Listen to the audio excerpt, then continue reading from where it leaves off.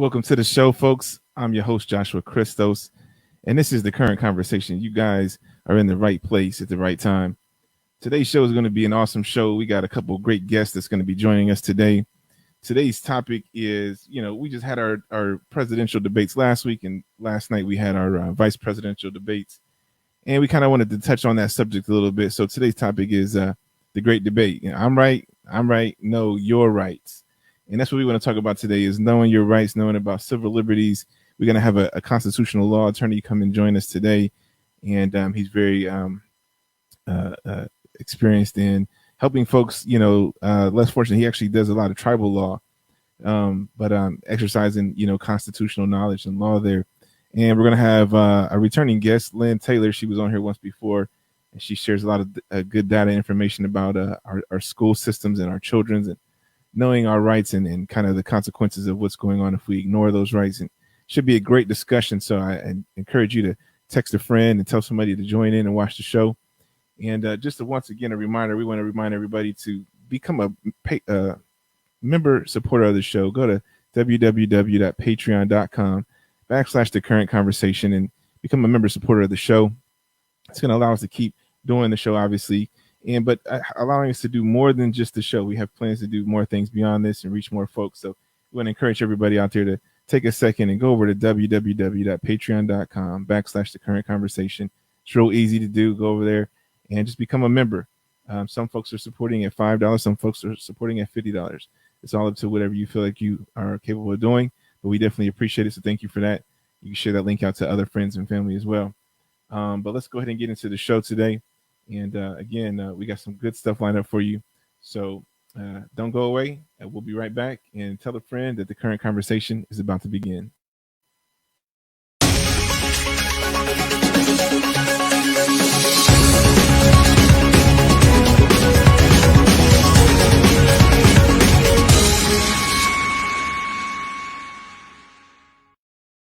All right, folks, thanks for joining me. Again, today's topic is know your rights. No, I'm right. Know your rights. And we're going to be talking a little bit about your rights and constitutional law, civil liberties, these type of things, and just kind of knowing, if you got any questions, which I'm sure they'll develop over time as we go through the conversation, make sure you ask those in the chat or feel free to join the conversation. You can check over here in the chat. There's a link. Click that link. You can get right into the conversation as it says on your screen right there. Join the conversation with your smartphone, tablet, or PC. So you can ask your question live, and we may have some special guests joining us later on. But we'd like to just thank you guys all for watching. I'm going to bring my first guest in without any delay. And again, she's no stranger to the show. She was here a couple weeks ago, and she discussed some great information about education. Let's bring her back to the show. Welcome to the show, Miss Lynn Taylor. Thank you for joining me. Oh, thank you, Joshua. It's lovely to be with you. And I love the title of the show tonight. I think that's right on. Yeah, absolutely. I mean, we just had our debates yesterday, and it was a great little conversation. And I enjoyed watching them talk, and I even enjoyed last week with the two presidents. But I think a lot of folks, it's a lot going on in the country right now. And some of us know a lot about it. Some of us know a little bit about it. Some of us don't care anything about it. And hopefully all those groups can come together today and we can leave here a little more informed, but more so a little more on the same page, right? A little more unified. Right, absolutely. Well, one thing I'd like to point out as far as knowing your rights is, mainstream media has done a fabulous job, and I mean that very sarcastically, because they've only trotted out two of the presidential candidates when we have over, I believe it is 1,000 presidential candidates, and some of them are very constitutionally minded. What we're seeing now, as far as knowing your rights, know you're right, I'm right, is that there's this almost militant attitude that I'm seeing, Joshua, in all ages, especially among young people who are still in schools, be it, K through 12 or higher education of, it's right versus left, blue versus blue, when no, our Constitution did not set up a two-party system. So, this is one of the things I think that's a great disservice to America is that, when you have the debates, have them, but make sure they're true debates, not dog and pony shows like what, we saw happen with some of the ones that have already taken place, not only in this particular political season, but in ones in recent history. Yeah, you know, I want to bring my next guest in. I'm sure he has a lot to say about that too. Sure. He's a definitely a well, I'll let him say it for himself. So he's a constitutional lawyer, and he's very vast in that field. And let's bring him in now, Sakima Bey. Sakima, are you there with us? Yes, sir. Joshua and is Linda? Lynn. Lynn. Okay. Yes, I'm here. Welcome to the show. I don't know if you just caught her. Yeah, I did. Feedback. I did. Yeah, and I'm sure you have something that you wanted to add to that. Yeah, that's absolutely correct. The Constitution makes no provisions for the two-party system, but this is what has come about. The other thing, too, dealing with education, the Constitution makes no provisions for national education. Absolutely. Nor does it make provisions for national health care. So right. National education and national health care is illegal. But we lost him. Oh no, but he's right. He is absolutely spot on. And I'm so glad he's been able to verify that, because I've had so many people tell me, Joshua, through the years of my research and speaking out that, I have no clue what I'm talking about. And I'm like, look, you show me where in the Constitution it says that there should be national control of half of the things that we have. And it's not there. We need to have a standard national education and a standard in healthcare, but the government should not be involved. That makes it illegal and unconstitutional. Now, what I suggest, go ahead. So the question is, so last night they were talking about that and how they were trying to push that agenda. How does that fit into? That's basically going to be breaking the Constitution. You have to rewrite it or change it some way for that to be effective, right? Right. They have to have a constitutional amendment, which is not going to happen because a lot of Republican-led states are not going to agree to that. What they need to do while Trump is in office is push private health. Oh. Well, he's driving, so that may happen, folks. I do apologize about that. But yeah, Lynn, go ahead. You can take it away. Okay. I was just going to say, as far as the education platform, since we've only had the mainstream media focus on the two candidates, Republican and Democrat. If you look at their education platforms, both from the Trump side and the Biden side, they are pretty much the same thing. And the reason I say that is because I wrote an article earlier this year on my blog, and that's commoncorediva.com. And I gave you the stances and how mirror image they were or still are. Now, as far as these other candidates who are running for president, you've got one who's from the Constitutional Party. He very much wants to get rid of the federal control over education. His name is Don Blankenship, I believe. So you've got, candidates like that who the people really need to hear from, and we're being kept from them. I'm gonna try to give him a chance to come in. I know he's probably We keep losing you, brother. Did you catch that last little bit? She's talking about Don Blankenship.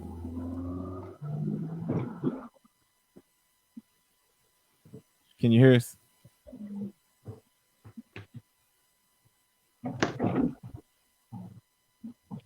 So why do you think, Lynn, why do you think that is, that, those people are being, hidden or whatever? Why are they getting the...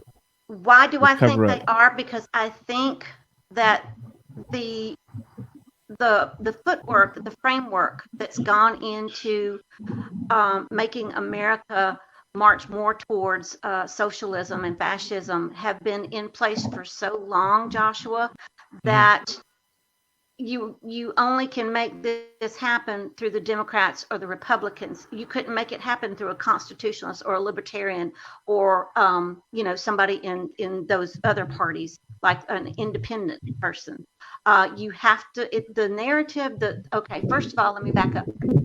The United Nations has long since determined that education is supposed to be number one change agent to change everything about America, including our political landscape and voting and things like that. And so we're seeing this now play out all these years later. And this is why it's so dangerous to have that two-party system, is because they've become so unified in agenda that is un-American, that it's going to take an absolute miracle to save this nation. Okay, so Kim, so we think about the two-party system. Oh, he dropped out. Goodness. I think that's right. But I mean, so what do we do? Is it a three-party? Is it a four? Well, here's the thing. I think we should remember, first of all, that we're Christians. We're God's children. That needs to be our first thing. Then we need to remember we're Americans, and there's certainly enough room for all kinds of political views. And it's supposed to be we, the people. We really are the government. It's not those people that we elect. It's us. Because remember, the power of the people is what's supposed to drive the legislation. Yeah. And it's not, because you've got corporate America and corporate globalism, Joshua, who have come in and pretty much bought everything in DC, and they're the ones who have the special interest groups that go before Congress and say, oh yeah, we're gonna, give you this piece of legislation. We just need you to put your name on it. And so that's what's been happening. And this is not a new thing. This has been going on for several administrations, including our current one. Yeah. So when people say, oh, just wait, if Biden gets elected, here's how bad America's going to be. No, it's already there. It's already happening under this current administration, under the one that was just before it. You can go back years to see that you don't need to wait in the future for it to get bad. It's already bad enough. Yeah. So Kim, you actually, you said something similar to me was last week about that. I'll let you go ahead and tap in on that. What was the last thing she said? Because I broke out. What you were talking about how, well, the thing I came to mind was when we did the interview and we were talking about how, Biden coming in could change things, but a lot of things that could change is kind of already in. It's already in our system now. It's already in our government and in America. Yeah. The communist, fascist, Marxists have infiltrated the political structures, the Hollywood, and the media. It's this artificial human being with three heads: Hollywood, media, and academia, and it's controlled by the Democrat leadership. And this is what's putting a spell on the people, because one of the things is that if this politician says that, media goes and runs over to this politician. Well, nobody's ever meeting face to face. He said this.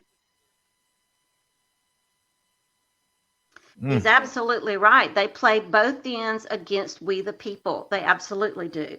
Yeah. So he said, so nobody's ever meeting face to face to discuss or to debate the issue face to face.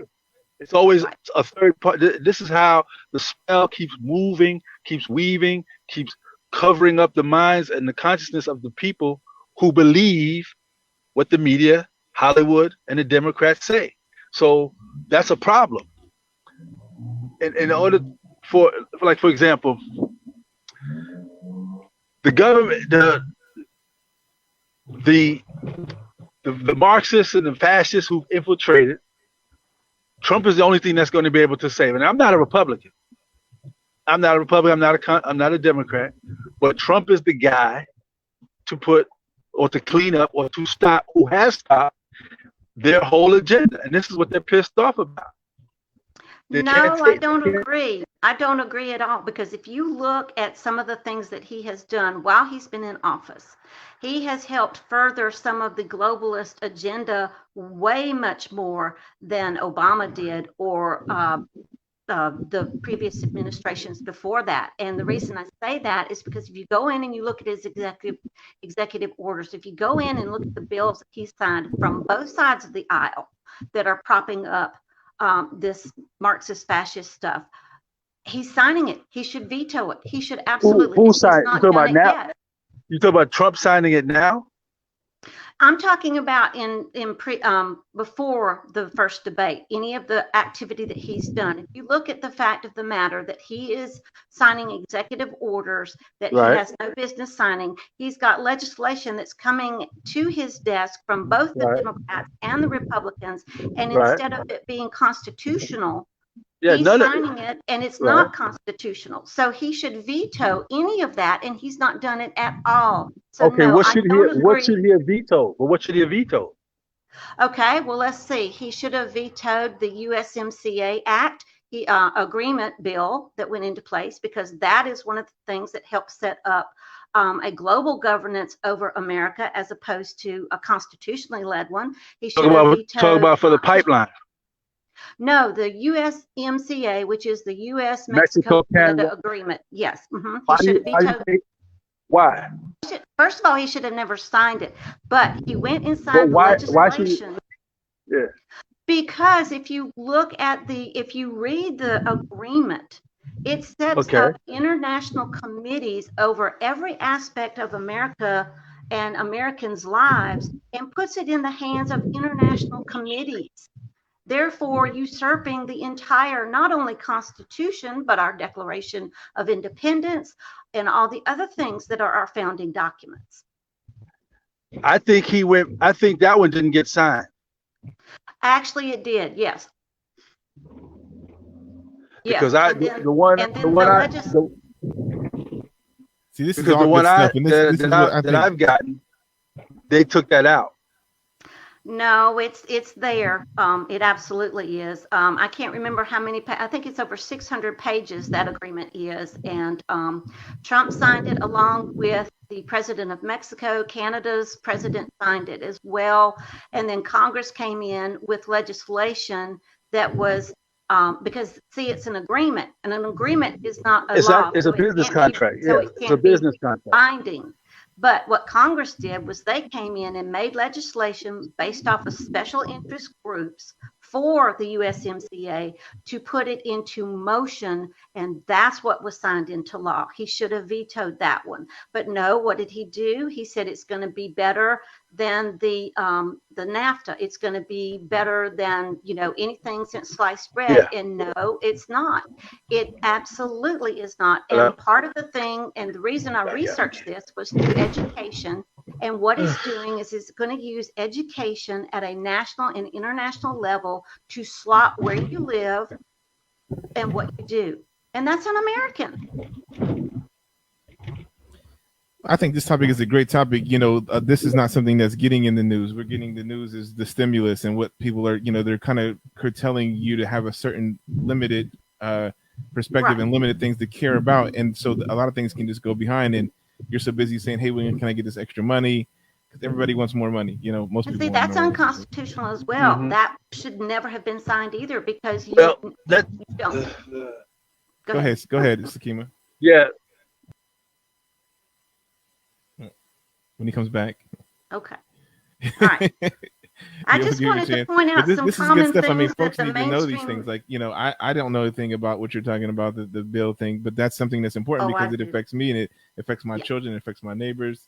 Exactly. And so, that we need to know these things, and I think absolutely we do. That. Yeah. Go ahead, Sakima. The MCA deal.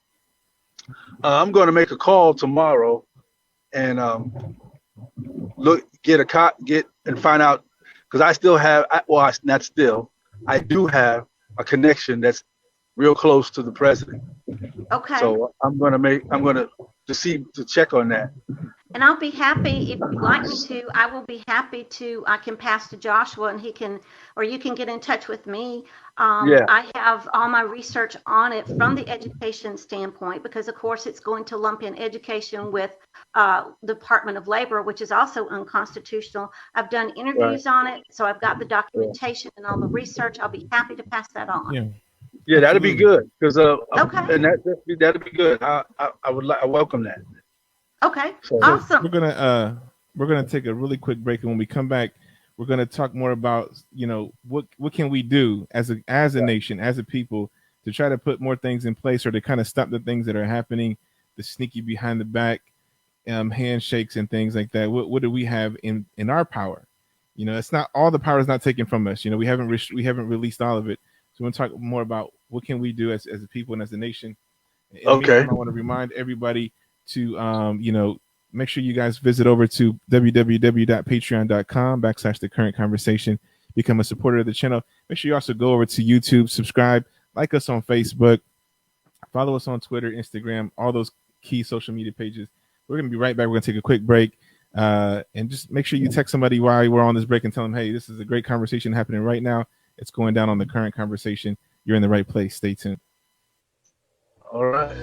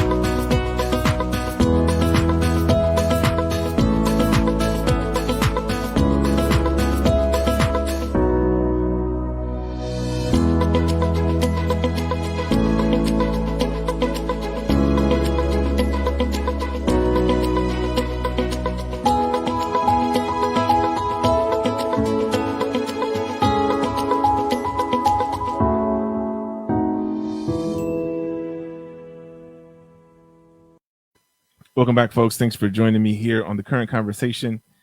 And my guest today, we are discussing the great debate. You know, there's a lot of parties that say, I'm right. No, I'm right. Well, you need to know your rights. And that's kind of what we're bringing to the table today. We're going to make sure that you guys get a chance to join us. Make sure you check it out. You can click the link in the chat over here on the side, and you can join right now on your smartphone, tablet, or PC if you want to ask questions to my guest today. And if you just want to bring in your own feedback, or you just want to say, oh, phooey, this is all crap, that's fine too. You can come in, say what you want to say. This is an open forum. We want to hear from you. We want to hear your thoughts and feedback. So be open to share, or you can submit your questions or feedback in the chat if you like. Yeah, so we're going to jump back in from where we left off at after the break, or before the break. And we were talking about a lot of things that might be happening in our government that a lot of folks aren't aware of. But we want to educate people on what they can do and some of the rights that they have that they may not know that they have. And I'm going to start with Sakima. Sakima, he's a constitutional law attorney. He works a lot with tribal people. He does tribal law, helps folks get, back what was stolen from them mostly. It's a lot of things that got stolen from them trying to get back. But go ahead, Sakima. Let you fill in real quickly. Well, Trump has said one thing that Obama did. He did set aside some money, about $750 billion for American Indians, etc. Trump has did somewhat the same thing, and then he issued an executive order.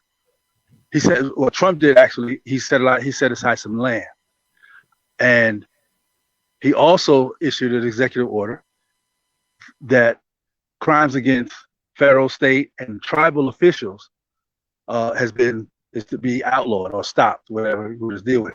But mainly back to like what Lynn said. And that's what she said. Yeah, he dropped out again. He's trying to get somewhere, and if he gets there, it's going to be a good treat. But we'll see if he gets there. Right, and I'm so glad he's on tonight. I really am, we'll because it's wonderful. Made another constitutional law. Should I go ahead? Four of those. Go ahead, Sakima. Go ahead. Yeah, because constitutionally, executive orders technically a constant. They're not the procedure is not constitutional when it's enacting a law. If an executive order is written and it's enacting a law, then that's pretty much illegal, because Congress is the one that's only supposed to be able to make laws. So when Trump and Obama and all these other people were doing that, that's unconstitutional. Right. But the government has gotten so corrupt. I mean, it's both sides. It's gotten so corrupt that they won't do certain things that they're supposed to do or they should do. Right. Like for example, this Planned Parenthood thing. The government shouldn't be funding that.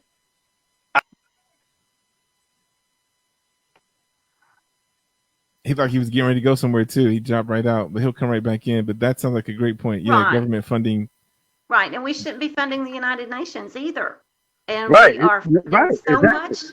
we're funding so much of that, and we're allowing so much of that back into our schools. I mean, I've done research on it and found that one of the first states that allowed the United Nations to come in and infiltrate their curriculum was Minnesota back in the 80s. And ever since then, it has permeated not only just public schools, but it's in private schools. You can find it in home schools, higher education. You can find it in your communities.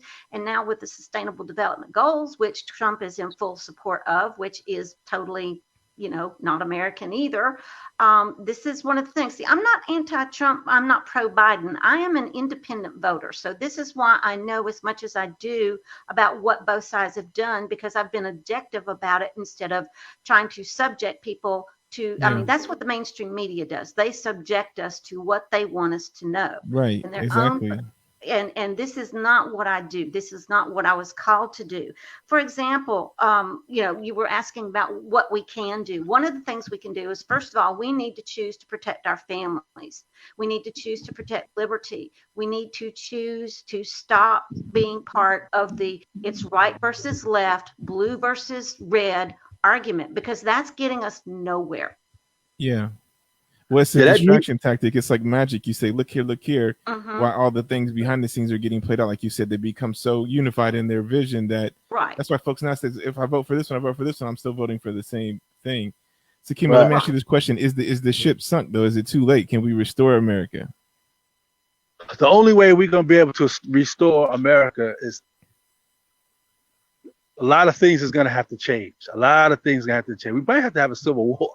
We literally might have to have a civil war because it's too many. Oh, too many. Oh, I'd love to hear what the next too many. Yeah, he needs to switch to Sprint or something. I don't know. Oh my goodness. Well, you're talking about they've become so unified in agenda. As far as education goes, here's what I found from both the mainstream candidates that we're being told these are your only choices. Hold that thought, Lynn. I do want to hear. He said there's so many. Go ahead, Kimmy. What's the so many? Oh, okay. Yes. Yeah, there's too many corrupt webs spread all throughout the country and all throughout the government. A lot of people need to go to jail. I mean, a lot of people need to go to jail. Apparently, it appears Trump is trying to do something. He has some of the things he is doing that I don't agree with, but mainly if we can start with this fake coup, with this Russia thing, start getting the Clinton.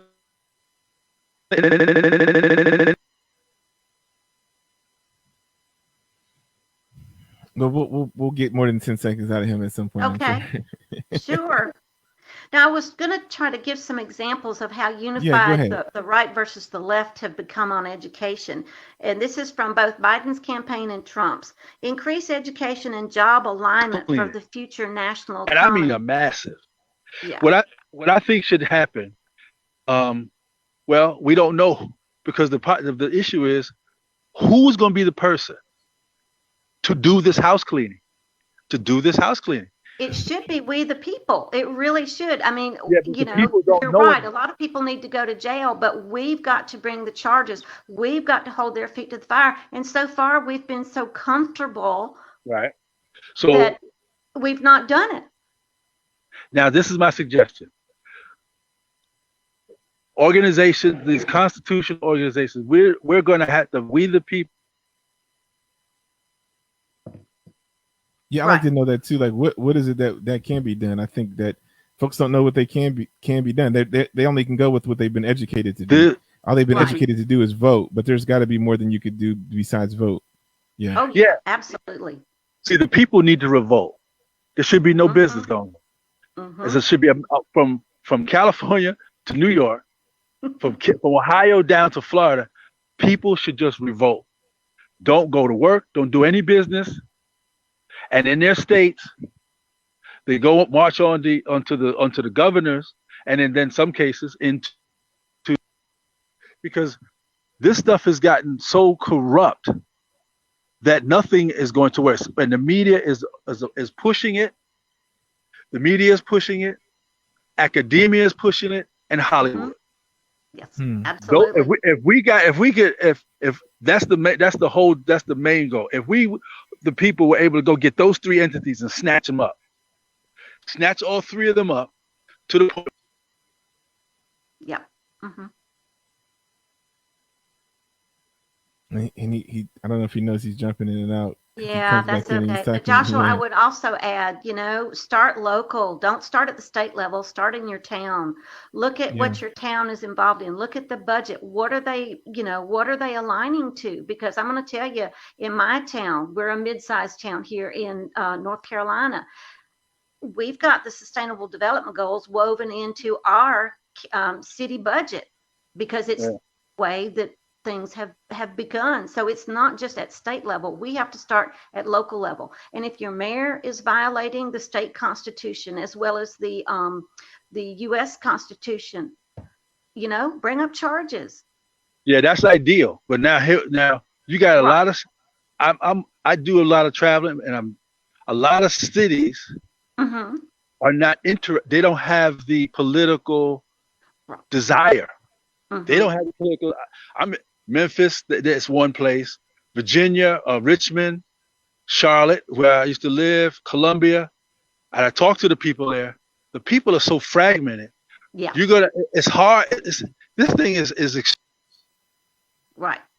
And he's right. It is an ideal, and we need a little bit more practical. But I do like what he said, because I've been saying the same thing: is that we need some sort of citizen revolt. We really do. Yeah. Getting. That's a great plan to start locally, and you take over your state, and you get back control of your state. I think it's Utah is one of those states that the citizenry at the local level has their control of their state. And I thought that was South Dakota. These people in Utah, they have their desire to be involved politically. They desire to do that. The majority of the rest of these other places that I'm at or go to, there's no desire. You have pockets. Right. You have pockets. So right. What I see about Trump with all his narcissism and his personality, grandizement, and all these other things, he spins a positive thing. Like they say, oh, he knew about COVID. That's no different than me telling I find out that I got cancer. I got my children. They're 12, 14. I don't tell them that I can possibly.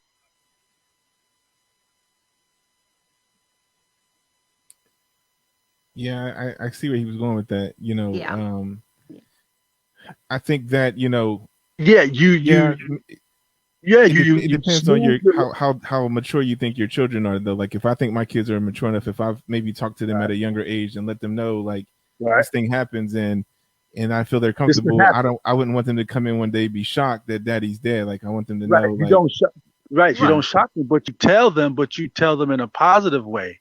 You tell them in a way that's not going to affect their emotions at the stage of age that they're at. If they're an adult, you can come out and tell them. That's different. Well, this is what he did with that. I don't see he behind in the phone call and he said, yeah, it's this, it's that, but he doesn't want to cause a panic because we know, us on this interview, that the majority of people have the mentality of. Yes, they do. Absolutely. That's their fault, right? That is the government's fault. That's the media's fault because they've tried to dumb down the generations so that we become impotent, right? And they haven't tried. They have succeeded. That's the sad part. They have absolutely succeeded.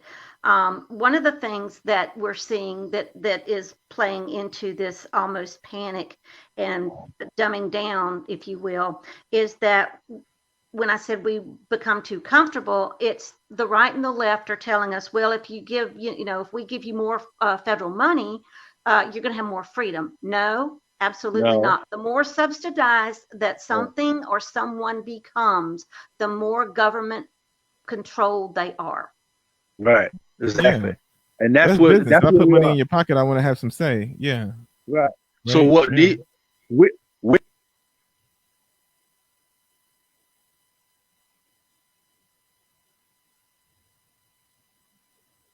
I'll give him a second. I know he drops. I know. Yeah, Yeah, where the country is right now, it's getting ready to take place that you need to have your gun and be ready to defend your individual. Like that couple, where was it in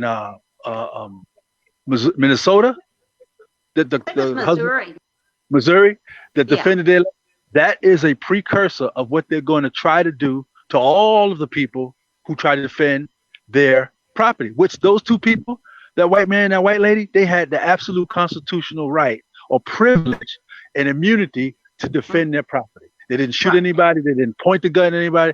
So I don't see. This is the thing: the attorneys in America are full of shit, especially the black ones. They're the ones, all the black people that's getting killed. What they need to do, these like Crump and all these, go in for the last 3 years of all the so-called black people who've been abused by a police officer. They need to sign a petition and file a class action lawsuit. And they need to do that all over the country. That will force the police departments, they're getting sued and going to, and have to basically fire their police force to stop it, get some type of reduce some training, some ethnic training on how to deal with certain people. Well, why is these white officers?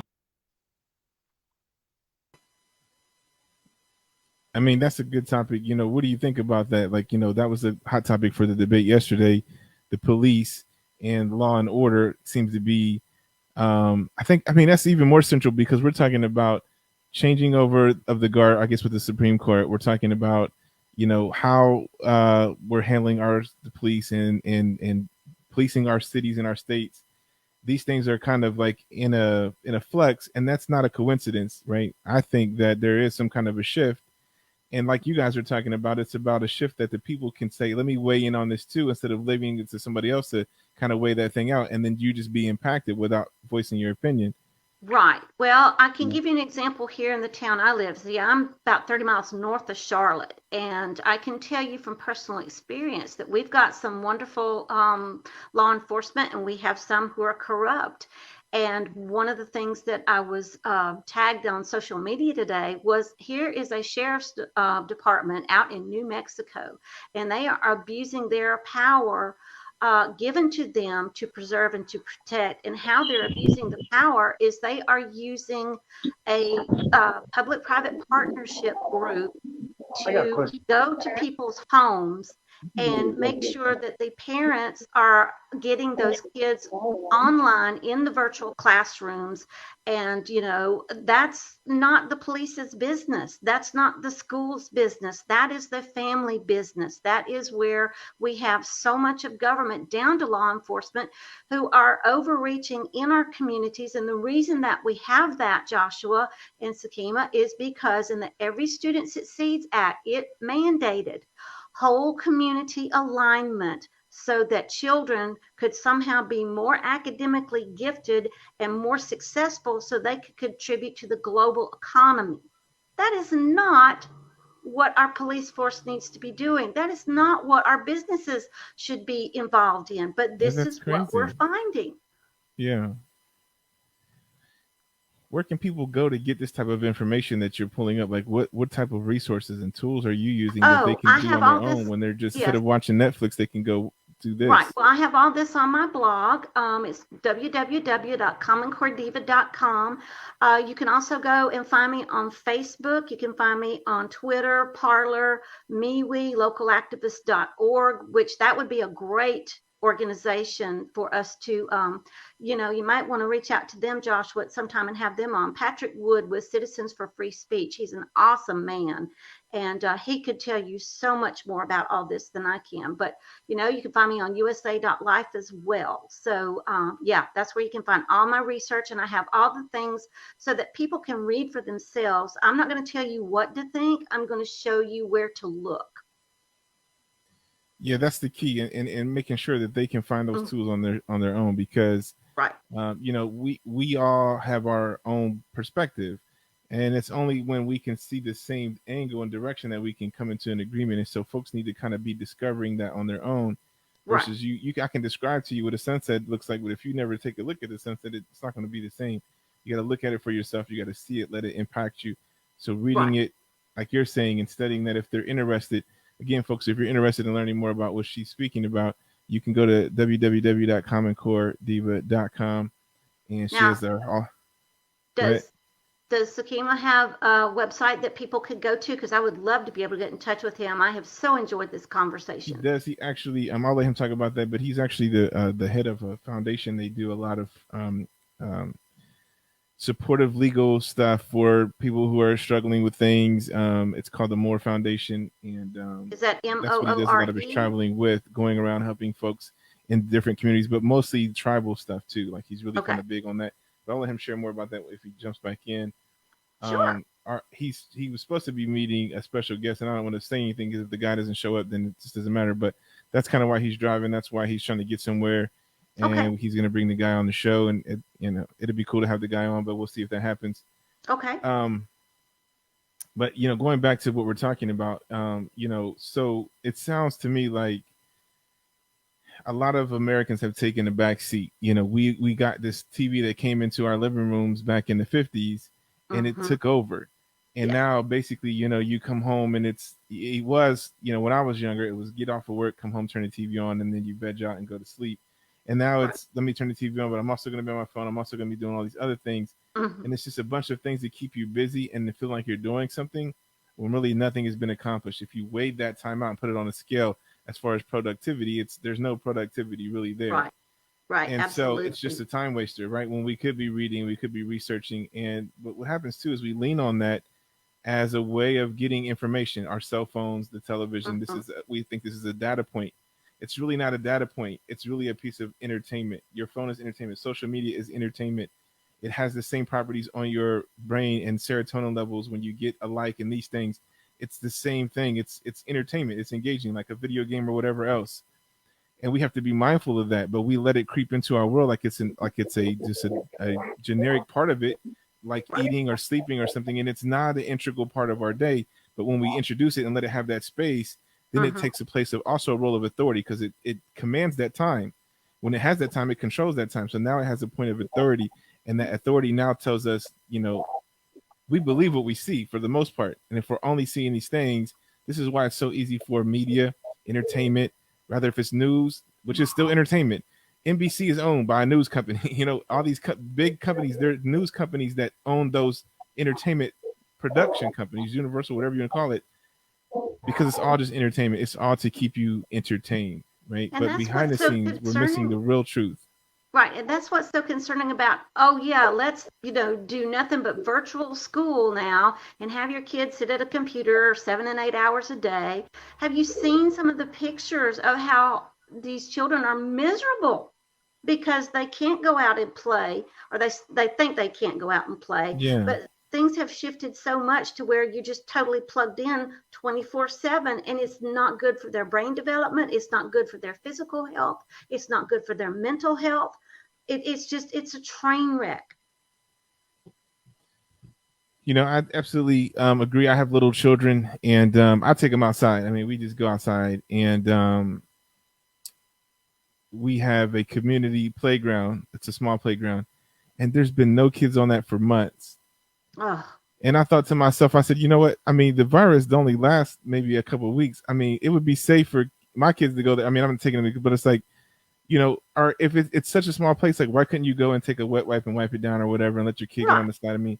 Like, I don't know. I'm just thinking about how we won't take those extra steps to try to make our kids still have a life that's like a childhood. It's like the fear is so gripping. It's like, and I was thinking about that, like how I would love to drive by and just see like a single family playing and that nobody's been on there for months. Somebody just enjoying that. That's one of those right, left, red versus blue paradigms through all this. Is let's instill so much fear that we literally are mentally crippling millions of people. I mean, I see it, really quickly, we're going to take a quick break to give Sakima a chance to kind of get settled. Maybe I think he's reached his destination, but we'll see. And I want to encourage everybody, share your thoughts and comments on this. And you could do so in the chat, but you can also do so by joining the conversation.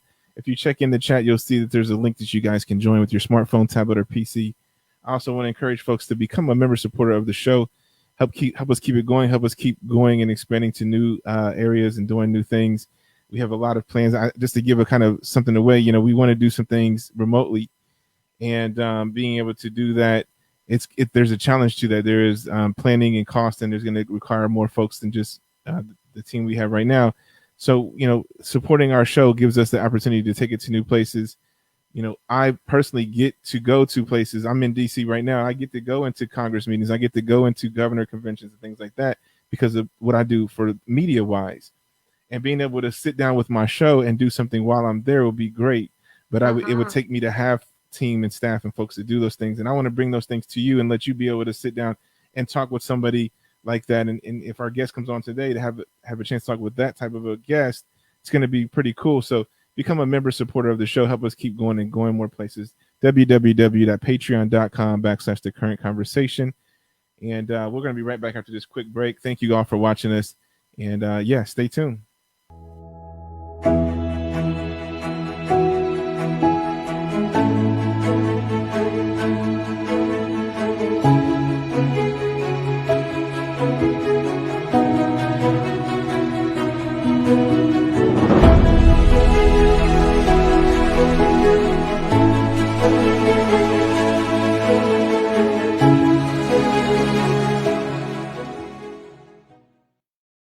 All right, welcome back, folks. We had to take a quick little break, but thanks for staying with us.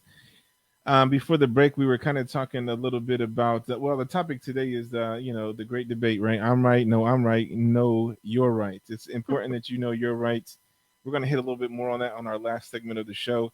Just kind of want to bring it more home to let folks know, like, you have rights that you might not be exercising. We know we have a right to bear arms and a freedom of speech, but we only exercise them if somebody says, give me your gun or shut up.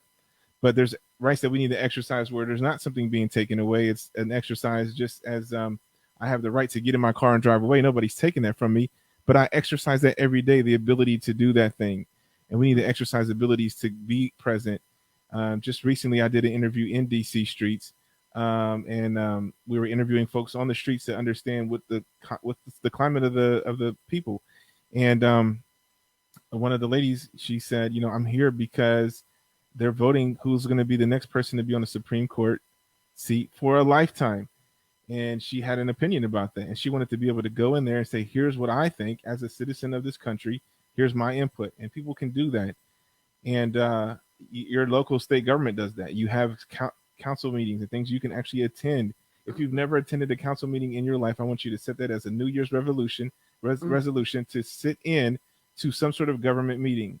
Because these are the things that are taking, instead of complaining about how your life is being taken from you and these things, they don't have the power to take it from you. And if they do, it's because you gave it to them. Every bit of power that they have, you gave to them because you voted, because you said, I agree with this. I agree. I agree to submit to these laws, rules, and obligations. Like you have to agree in some form or fashion. So if you're going to agree, know what you're agreeing with, know who you're agreeing with, take part in the meetings. Heck, we used to have public access that would show things, and I don't know what happened to that now that kind of internet is taking over, but I'm sure that, C-SPAN and things are still pushing those things. And I know it sounds boring, so I'm not saying watch it 24 hours a day, but tap in instead of tapping out. So you can say, I understand why that is, and I understand I can write a letter and I could do these things, and it really does make a difference. Lynn, I'm going to let you go ahead and jump in and kind of add some feedback to that. Yeah, I would like to add that, we're not always going to agree on everything. But we need to not be hostile about it when we disagree, okay? There's a way we can talk about these topics and, okay, I'm not going to agree with everything that you believe. I'm not going to, you're not going to agree with everything I believe, but we should be able to maturely talk about it. And I think that is being totally swept away, especially in the mood of social justice, if you will. So, I know one of your key areas is, the education system, but it sounds like you kind of know a little bit more beyond that. But I think the key is that we need to shape our children, our future, because a lot of us are pre-programmed. Just it's habit. This is how we grew up. This is how things were. Right. So we need some trailblazers, some rock breakers that says, I'm going to break up the foundation and change what it is by teaching my children something. It's amazing. I have a son he's 18, and as much as he was involved in learning about the candidates and all these things. When I was that age, it wasn't a focus for me. I was hanging out with my friends. I didn't really care, even though I now had the right to vote. We were going with what everybody else said. We followed the group. We weren't really studying it up. But I think children nowadays are paying more attention. I want my younger children to pay attention. If we can change that climate, then we can maybe really make some impact, in the future. Hopefully not with the Civil War, but what would you like to add to that? I just think that take advantage of the time that you're in your home, whether it's by choice or by force. Know your Fourth Amendment, and when somebody comes and knocks on your door, if they don't have just cause, then you don't let them in. But we need to, while we're in our homes, take the time, put all that media down, have a family conversation. Do you understand what is going on in the political system? Is there a candidate that you like? Is there a candidate you don't? What issues are important to you? What would you like to learn more about? I mean, these were the ways that I got to my kids was, what is it you really want to learn about? And then let's do it together. No, I think that's great advice. And, for me, when I sit down with my kids, the little ones are still ABCs 1, 2, 3 and things like that. But as my children that were older, as we went through things, I wanted them to know early on that while we played games for 8, 9, 10 years of their life, it was all fun and games. At a certain point in time, they have to understand that life isn't a game, and they start to see the realness of things.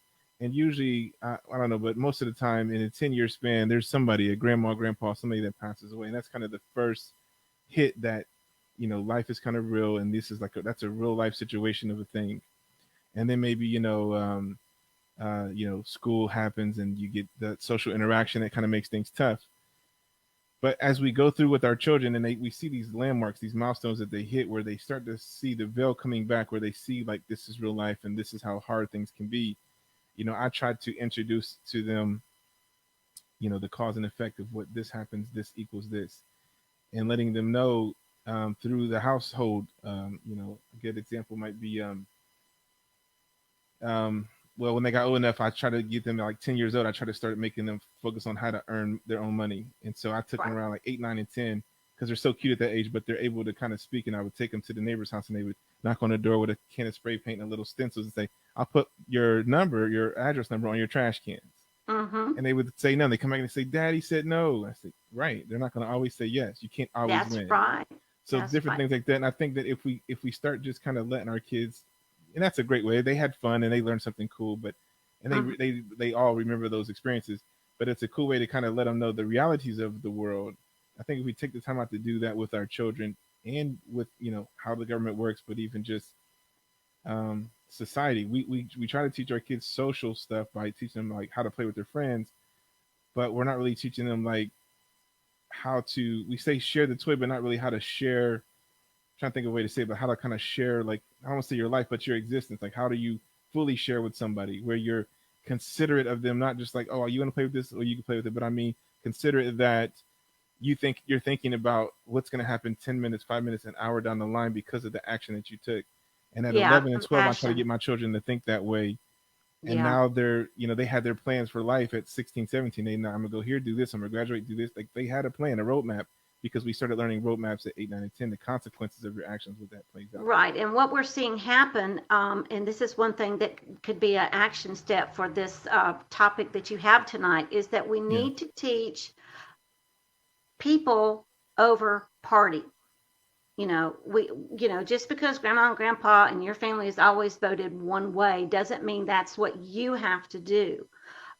Look at the candidates, look at their platforms, and if they don't line up, then don't go for it, because God never told us go for the lesser of two evils. He said, no, do what's right. And if you want to find out that you have way more than 2 candidates, go to ballotpedia.com and you can find the over 1,500 presidential candidates. And like I said, you're going to find constitutional parties, you're going to find libertarian parties, you're going to find socialist parties, you're going to find communist parties, green parties, and all kinds of things. But this is what we're being denied as far as access to. I think that's a resource that most people don't know. And we know somebody, she was a guest on my show a couple of times, Miss Dr. Ruth Bryant White. She ran for yes. president some Mhm. years ago and was one of, if not the first Black woman to do so, African American woman. Let me say that. And sorry about that. I just seen an ad pop up. I mean, a comment. She says, "My two grown adults don't care. We got to teach the children so when they do become adults, they do care." But yeah, it's definitely key that we definitely want to pour into our children to know about the future and to know what their rights are. That's why we're having a show like this. Even some of the older folks that don't really know what their rights are, they've just kind of been going with the grain for so long. I don't know that it's definitely. I don't know that it's an educational thing. I think it's more of a it's what you have at stake. What do you have invested, from my Right. perspective? And what I mean by that Right. is this.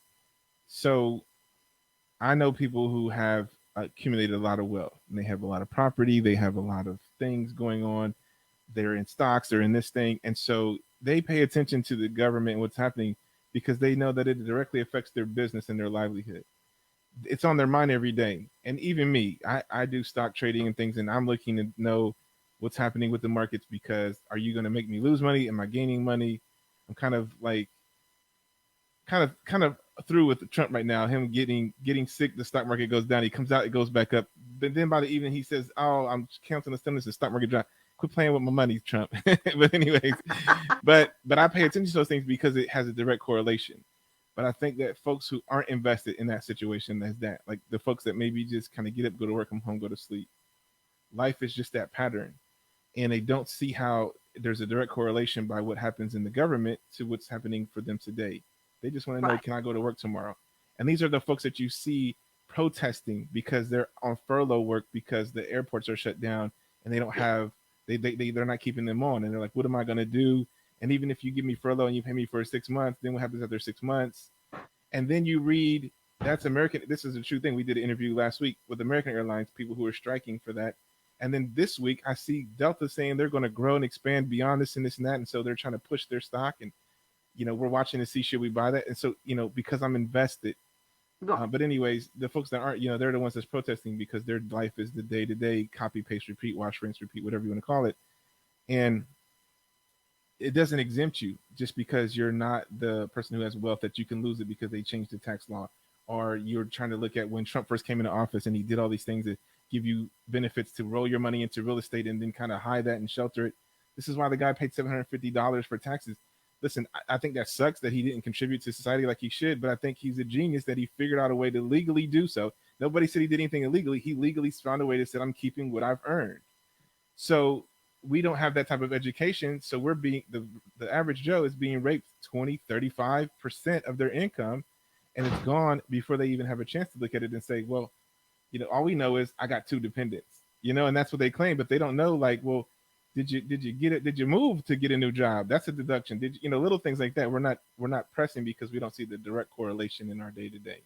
Right. Would you Well, like to comment on I that? would Yeah. urge folks to get involved in government, like it was brought up, go to those local council meetings, go to the local school Yeah. board meetings, watch your government, because here's what's happening, Joshua, is that people have not watched it for so long that these corrupt officials think, well, they're not paying attention, so we can do whatever it is we want. And that's pretty much what they've gotten away with. So it's time for us to use our citizen power to say, not anymore. We're not going to take this anymore.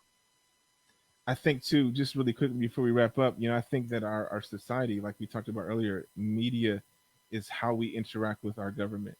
Mm-hmm. And it's really just us watching. It's a one-way conversation. They're telling us this is what we're going to do, this is what we're going to do, and then you hear media say this is what they did, this is what they did, or what they didn't do, or how badly they are, and whatever. And we're just watching it like it's a TV show, which then turns the whole Congress and all these things into, like, again, it's entertainment, but then sort of celebrity, where that's a whole nother fantasy world that we don't really live in. They have their thing and whatever, but it's really your world. It's really your life. The government, the president, and this and that. You see him on TV every day, but that's a real person. He's Donald Trump. That's not a fictitious name. That's not, Right. Lance Right. Starling and he's the star of the newest Western or whatever you're gonna call it. Like, this guy's really doing what he's doing. He's doing this stuff every day in office. And for a lot of Americans, again, it's just entertainment for them. They just see the interaction through the TV. So I want to encourage those Americans that are just watching on television, make a trip to DC.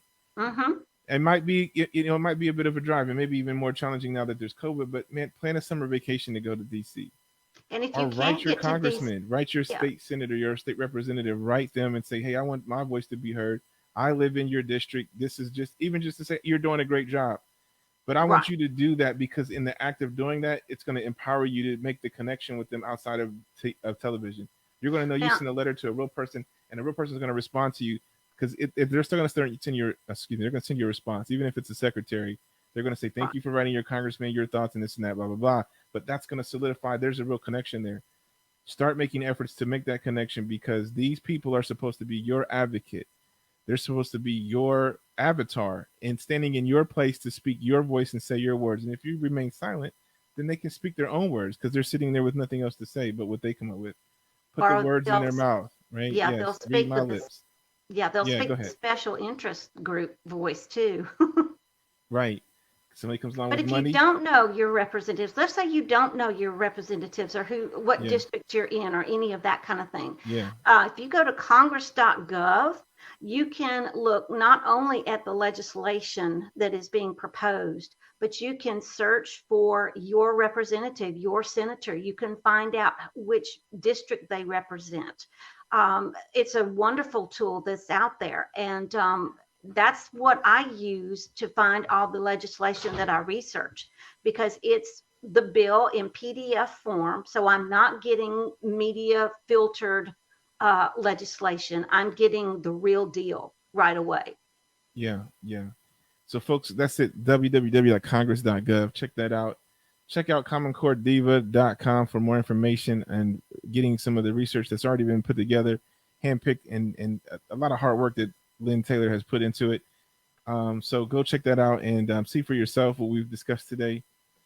We got to get ready to wrap this show up. I want to thank all my guests who came in today, Lynn and Sakima, and all you folks that are watching, the people who made comments. Thank you for making the comments. Thank you guys for watching and sharing the show. And I want to remind you guys all again to go to our YouTube, hit subscribe, make sure you click that bell so you can be notified when we come on. And follow us on Twitter, like us on Facebook, Current Conversation. And you can find us on Instagram as well. So stay connected with us. We got a lot more things coming down the pipeline. And if you like the show, great. If you hated it, send comments. You can watch it again even after now. This is live, but it's going to be available to re-air, so you can still post comments. We do check those comments even after the live feed to see what later folks have said and to know kind of, what people think about the show. So give us the feedback. We definitely appreciate it. And before we go, I want to remind folks once again to become a member supporter of the show.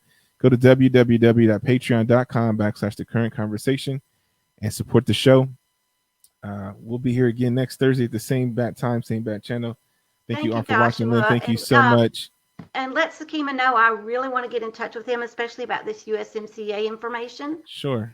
Okay. I absolutely will. Thank you again. Okay. Thank you all for watching. And until next week, keep the conversation going. If you follow us on any of our social medias, or you can actually join it. We have a group on Facebook you can join in where we kind of discuss some of the topics we're talking about for the week. So if you want to get in or still have more to say about this topic, feel free to join us there. Facebook.com/thecurrentconversation. Thank you all for watching. We'll see you next week, next Thursday at 8 o'clock.